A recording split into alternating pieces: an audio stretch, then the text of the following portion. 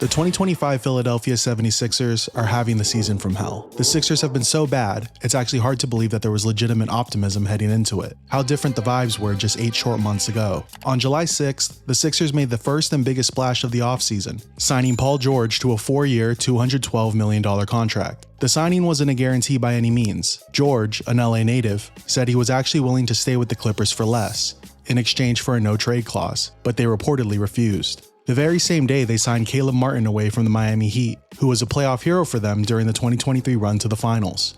They re-signed Kelly Oubre Jr., and more importantly, Tyrese Maxey, locking down their effervescent young star to a 5-year, $204 million extension.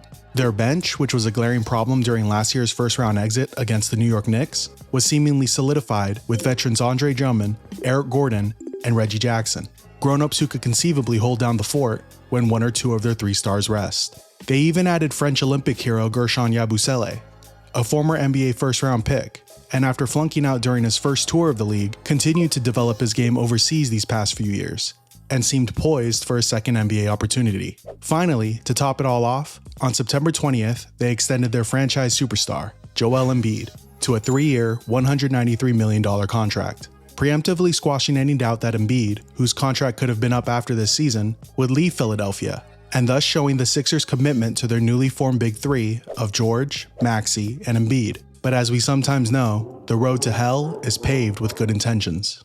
If you asked me at the start of the season if the Sixers were contenders in the East, I would have said sure, why not? I like their offseason.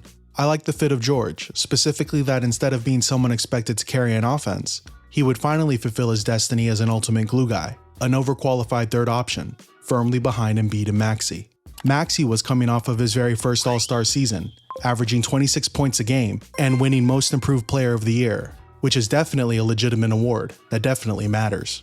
I was swayed by the prospect of the valuable experience Embiid could gain during the Olympics, observing and hopefully absorbing the work habits and competitive mindset of America's best players. I didn't think the Sixers bench was the best, but it was definitely improved, right? Yeah, none of that happened. The bench has scored even less than last year. Reggie Jackson, Andre Drummond, and Eric Gordon have been often injured and bad when they play. Caleb Martin turned into a pumpkin. He was also in and out of the lineup, and then traded to the Mavericks for Quentin Grimes, playing 31 games for the Sixers after signing a 4-year, $32 million contract. In a bright spot, Grimes has been balling with the Sixers, including a career-high 44 points.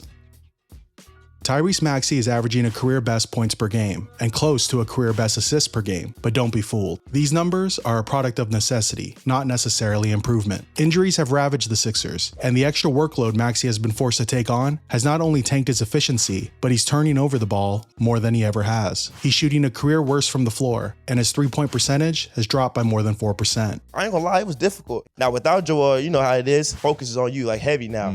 It's like I saw so many different defenses. Paul George has been bad. He's effectively having his worst season since his rookie year. It's been so bad that in the midst of an 8-game losing streak, on February 26th, George announced he would be putting his podcast on hiatus in order to focus on competing for a championship. In a vacuum, that seems like a positive gesture, one he should get credit for. But in reality, the announcement was met with derision and mostly criticized, because at this point, the Sixers were already 20-38, not even in the play-in tournament. Forget the playoffs. So why stop now?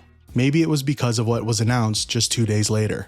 Despite the 3 years, $161 million left on a contract that is so far aging like milk, Paul George isn't the only carton spoiling in the fridge. Joel Embiid is right alongside him.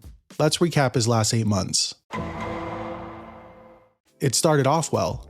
He won the gold in Paris, delivering an impressive performance in the semifinal against Serbia. Embiid got it and won! You could argue that those minutes were the most significant and meaningful of Embiid's entire basketball career. Fades and fills it up! But other times during the summer, he looked slow and labored, as if he hadn't completely healed from the lingering knee issues plaguing him just 2 months earlier in the Knicks playoff series. Looking back now, instead of being swooned by that Serbia game, I should have been mildly concerned. Embiid's NBA season got off to an auspicious start. Right before the season, and just 24 days after signing his extension, Embiid came out and said that if he had to guess, he wouldn't play back-to-backs for the rest of his career. After missing the first 5 games of the season, Embiid went on a profanity-laced speech, responding to the criticism that A, the lack of clarity over why he was missing games, and B, questions about Embiid's commitment to getting healthy and playing basketball. see people saying doesn't want to play. I've been way too much. I've done way too much, for this city, and, putting myself at risk, for people to be saying that. So I do think it's specifically calling out a local Philly columnist named Marcus Hayes. Like that dude, he's not here. Marcus, whatever his name is. I've done way too much for to be treated like this. It got worse the very next day, when Embiid confronted and pushed Hayes about an article he wrote, where he mentioned Embiid's son and late brother. I won't go into it anymore, but I'll just say, I'm on Embiid's side on this one. 3 weeks later, details of a Sixers team meeting were leaked, where numerous unnamed players and the name Tyrese Maxey were critical of him being late to team activities. While Embiid acknowledged and accepted the criticism, he also pointed out his frustration that there was a leak in the first place. After only playing 4 games for the first month and a half of the season, Embiid would continue to be in and out of the lineup, and when he did play, it wasn't pretty. Averaging career lows in points, rebounds, blocks, field goal percentage, and three-point percentage. He looked way less than 100%. On February 28th, Embiid would be mercifully ruled out for the rest of the season. The most games he played in a row was 4. The 76ers are dead in the water this year. The question is, are they destined to remain dead, or can they recover? Despite the past 5 minutes, I think they can. Just as the Sixers' optimism before the season turned out to be fool's gold, the pessimism that will surely surround him heading into next season could be found treasure. Their bench could actually be good next year. Jared McCain, their promising first-round pick, who I haven't even mentioned yet because his injury feels like it happened a lifetime ago, will be coming back next season after tearing his meniscus. Yabusele was in fact a good signing. Grimes is proving he wasn't the only player stolen from the Mavericks. Do I expect Paul George to be this bad again? Probably not. Do I expect his podcast to return once the season is over? I wouldn't put it past him. I still believe in Maxey. But for better or worse, the Sixers' championship hopes rest on the broad shoulders of Joel Embiid, along with a bunch of questions. Are Embiid's best days behind him? Has he reached a breaking point due to the injuries? The NBA history of large human beings with numerous lower body injuries can be cruel. Which path will Embiid's career take? I sincerely hope it's the brighter one. Embiid is not a perfect player by any means. He's a top 5 worst body language facial expressions guy in the league when things are going wrong.